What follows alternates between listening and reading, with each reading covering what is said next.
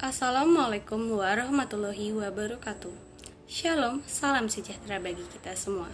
Terima kasih untuk waktu dan kesempatan yang telah diberikan kepada kelompok kami untuk mempresentasikan materi mengenai resiko fraud. Sebelum kami memulai presentasi kami, ada baiknya kami memperkenalkan diri terlebih dahulu. Nama saya Iratika Tambunan dan rekan saya Cindy Auriska. Baiklah, tanpa menunda-nunda lagi, kami akan memulai penjelasan pertama kami yang akan dibawakan oleh rekan Yang saya. akan kita bahas dalam bab ini yang pertama, mengapa manusia melakukan fraud, resiko fraud, fraud dan fraud tree, fraud, waste, dan abuse, ACFE Report to the Nation 2018, tata kelola resiko fraud, penilaian resiko fraud, mencegah dan mendeteksi fraud, dan yang terakhir, investigasi dan tindakan perbaikan. Kita masuk ke dalam materi yang pertama, mengapa manusia melakukan fraud. Donald R. Charcy dalam penelitian singkatnya mengenai mengapa manusia melakukan fraud, melakukan wawancara terhadap 133 terpidana pelaku fraud. Ia menamakan pelaku fraud ini sebagai trust violators atau pelanggar kepercayaan yang diberikan kepada mereka. Cressy merangkum alasan mereka sebagai trust violators dalam 3 alasan. Alasan yang pertama yaitu mereka menghadapi tekanan yang luar biasa atau pressure karena kebutuhan uang yang tidak dapat mereka ceritakan kepada orang lain atau dalam istilah Cressy, non-shareable financial needs. Karena pressure ini salah satu penyebab pelaku melakukan fraud, maka organisasi harus mencari jalan keluarnya. Salah satunya adalah pada tahap rekrutmen pegawai melalui wawancara dan pemeriksaan latar belakang, melihat kemungkinan berulangnya tekanan serupa di kemudian hari. Alasan kedua, perceived opportunity.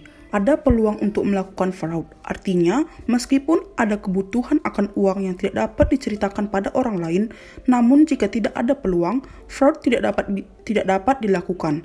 Sistem pengendalian internal yang handal, pelaksanaan yang cermat dan tidak dapat disuap, dan auditor internal yang awas dan tidak dapat disuap adalah contoh-contoh untuk menekan opportunity. Alasan yang ketiga yaitu rationalization atau pembenaran. Rationalization adalah excuse atau berdalih. Ketiga alasan mengapa orang melakukan fraud secara sederhana disajikan dalam bentuk segitiga, sehingga orang menyebutnya the fraud triangle. Selanjutnya kita masuk ke dalam pembahasan risiko fraud. Semua organisasi mempunyai risiko ancaman fraud. Fraud yang besar meruntuhkan seluruh organisasi, kerugian investasi yang masif, biaya hukum yang signifikan, penahanan dan selanjutnya pemenjaraan tokoh kunci, dan hilangnya kepercayaan terhadap pasar-pasar modal dunia. Pemberitaan di media cetak dan elektronik mengenai perilaku fraud dan korupsi pimpinan organisasi, pengurus perusahaan, dan penyelenggara negara berdampak negatif terhadap reputasi individu yang bersangkutan dan lembaganya, brand dalam arti sempit merek dagang, maupun dalam arti luas kepercayaan terhadap produk atau jasa perusahaan, dan image atau citra banyak organisasi atau profesi secara global. Dampak lain dari fraud adalah reaksi pemerintah dan pembuat undang-undang dengan menerbitkan undang-undang dengan banyak kewajiban hukum, bukan saja bagi warga negara di mana undang-undang tersebut diterbitkan, tetapi juga warga dari negara-negara lain. Selanjutnya kita masuk ke dalam pembahasan fraud dan fraud tree.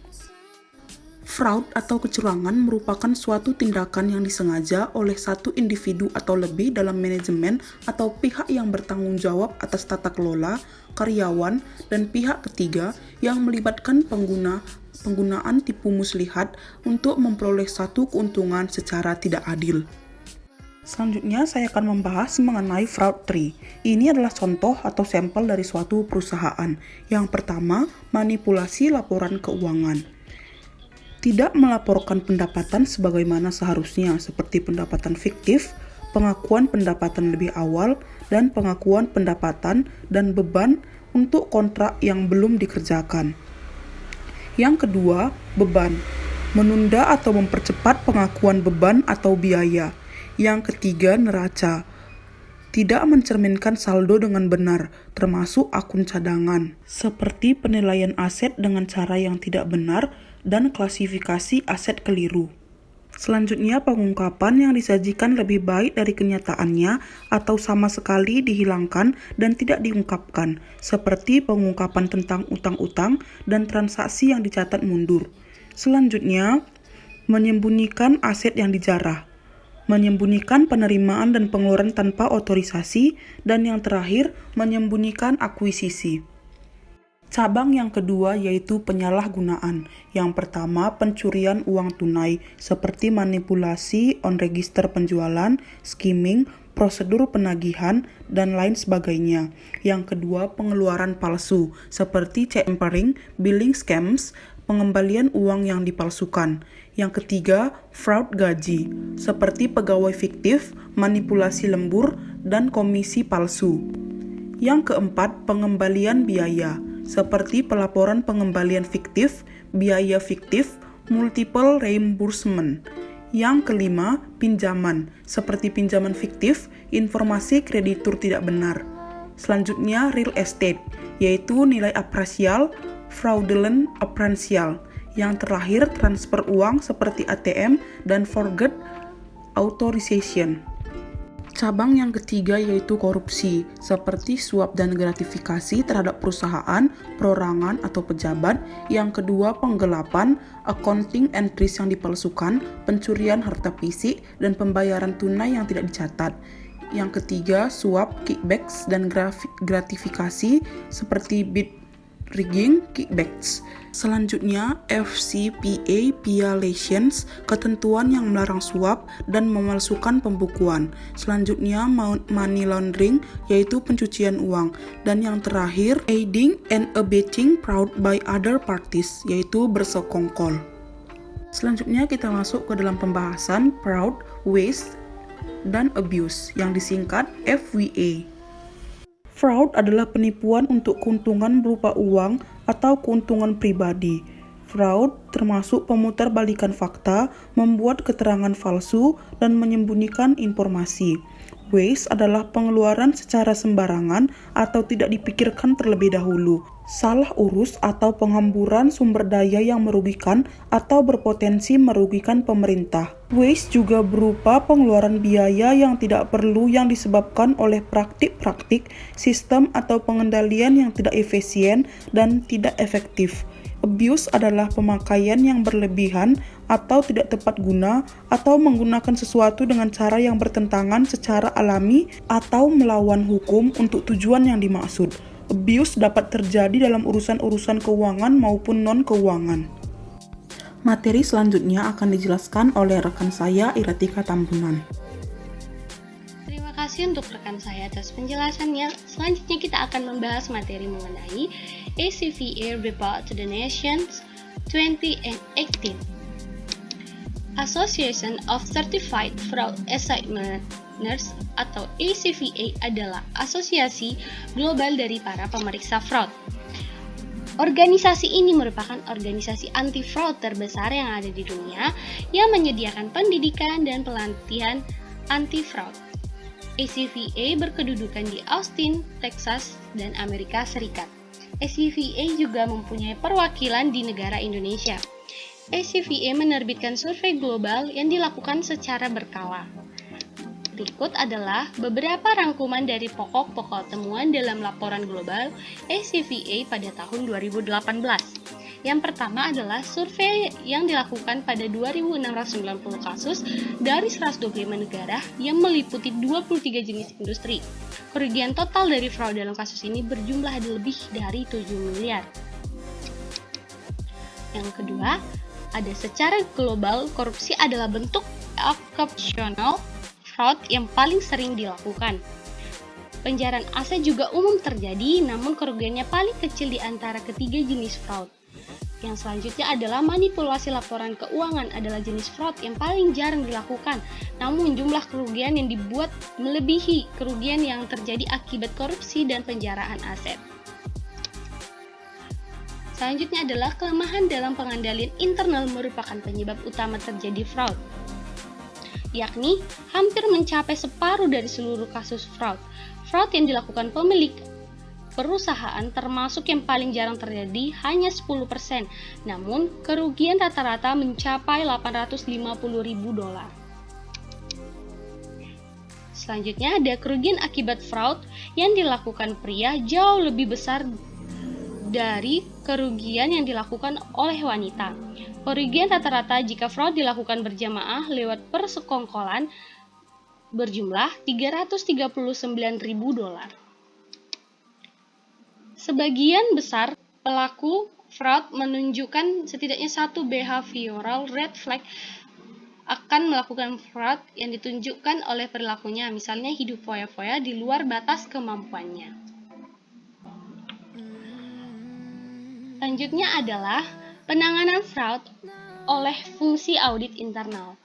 Prinsip utama pengembangan lingkungan yang secara efektif menangani risiko fraud yaitu ada pertama, sebagai bagian dari struktur tata kelola organisasi, program pengelolaan risiko fraud seharusnya ada termasuk kebijakan tertulis untuk menyampaikan harapan dewan dan manajemen senior mengenai pengelolaan risiko fraud. Yang kedua, paparan risiko fraud selayaknya dinilai secara berkala oleh organisasi untuk mengidentifikasi skema-skema spesifik dan peristiwa-peristiwa yang secara potensial perlu dicegah oleh organisasi. Yang risiko yang lainnya adalah teknik-teknik pencegahan untuk menghindari peristiwa-peristiwa yang mengandung risiko-risiko utama terjadinya fraud seharusnya dibuat di mana mungkin untuk menghindari dampaknya terhadap organisasi. Yang keempat, teknik-teknik pendeteksian seharusnya dibuat untuk mengungkapkan terjadinya fraud ketika cara-cara preventif gagal mencegah risiko yang terjadi. Materi selanjutnya adalah tata kelola risiko fraud atau fraud risk governance. Para pemegang kepentingan dalam organisasi jelas-jelas telah meningkatkan ekspektasi mereka mengenai perilaku organisasi yang etis. Di samping itu, banyak regulator dunia meningkatkan pemidanaan terhadap perorangan maupun organisasi yang terlibat dalam kasus fraud. Organisasi-organisasi seharusnya menanggapi ekspektasi-ekspektasi tersebut. Proses-proses tata kelola yang efektif merupakan landasan manajemen risiko fraud. Tata kelola korporasi yang tidak efektif akan sangat mengecilkan arti dan peran program manajemen risiko fraud. Banyak organisasi mempunyai kebijaksanaan dan prosedur tertulis untuk menangani risiko fraud. Namun, ada juga yang hanya menyusun secara singkat kegiatan manajemen risiko fraud, baik secara terinci dan dalam bentuk dokumen formal maupun sekedar sebagai ringkasan. Dalam pembahasan di sini, mereka disebut sebagai program manajemen risiko fraud. Setiap organisasi perlu mempertimbangkan ukurannya dan kompleksitas organisasinya untuk menentukan dokumentasi formal yang paling tepat. Hal-hal berikut seharusnya dicantumkan dalam program manajemen risiko fraud. Yang pertama, peran dan tanggung jawab. Yang kedua, komitmen. Yang ketiga, kesadaran mengenai fraud. Yang keempat, proses penegasan, misalnya permintaan untuk sesuatu yang baru yang berpotensi terjadinya fraud. Yang kelima, pengungkapan tentang adanya benturan kepentingan. Selanjutnya, penilaian mengenai risiko fraud. Selanjutnya, ada prosedur pelaporan dan perlindungan saksi peniup peluit. Selanjutnya, proses investigasi. Selanjutnya, tindakan perbaikan. Ini dibuat ketika fraud sudah terjadi. Ansuransi mutu, dan yang terakhir adalah pemantauan secara terus-menerus. Materi selanjutnya adalah penilaian risiko fraud. Untuk melindungi dirinya dan para pemangku kepentingan secara efektif dan juga efisien terhadap fraud, suatu organisasi harus memahami risiko fraud dan risiko-risiko yang spesifik yang secara langsung maupun tidak langsung yang dapat mengancam kegiatan organisasi atau perusahaan.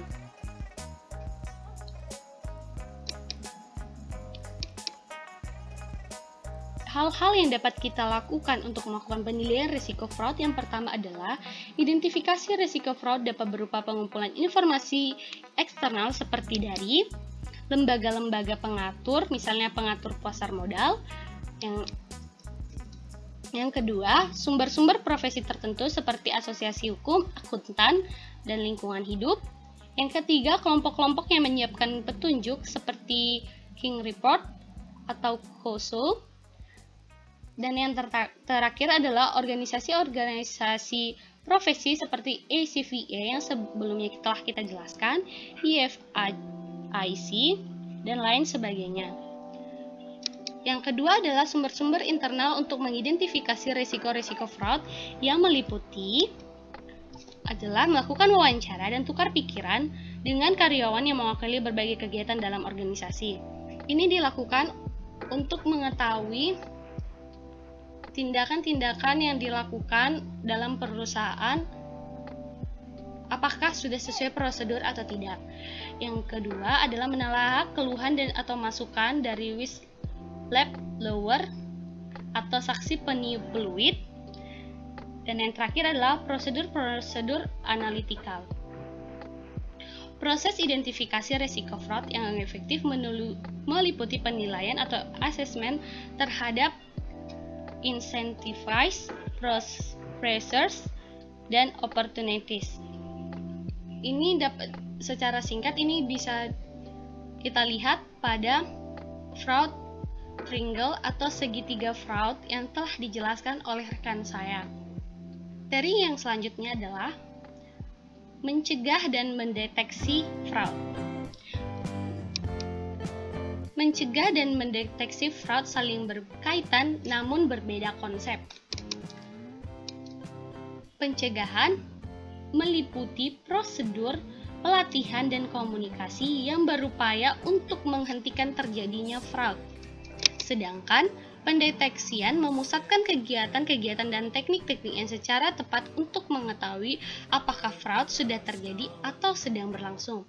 Jadi, pencegahan dilakukan sebelum fraud terjadi dan pendeteksian dilakukan setelah terjadi fraud atau sedang berlangsung fraud. Yang selanjutnya adalah investigasi dan tindakan perbaikan. Tidak ada sistem pengendalian internal yang dapat memberikan kepastian yang mutlak bahwa fraud tidak akan terjadi dalam organisasi. Sebaik apapun pengendalian internal yang dibuat, tidak dapat menutup kemungkinan dapat terjadinya fraud dalam suatu organisasi. Oleh karena itu, Dewan harus memastikan adanya sistem yang secara tepat tanggap, kompeten, dan rahasia untuk menangani penilaian atas kasus-kasus yang terjadi atau ada indikasi terjadinya fraud. Yang kedua, investigasi atas fraud yang diduga terjadi berdasarkan bukti-bukti sementara yang telah didapatkan. Yang terakhir adalah penyelesaian masalah ketidakpatuhan dan tuduhan kemungkinan keterlibatan fraud. Dewan dan organisasi perlu menetapkan proses untuk menilai tuduhan-tuduhan. Mereka yang ditugaskan untuk melakukan investigasi harus mempunyai wewenang dan keahlian tentunya yang diperlukan untuk menilai tuduhan dan menentukan langkah-langkah penyelesaiannya. Proses ini harus meliputi proses sistem pengelolaan kasus, di mana semua kasus tuduhan harus dicatat. Dewan harus aktif terlibat dan mengawasi proses penanganan tuduhan yang melibatkan manajemen senior.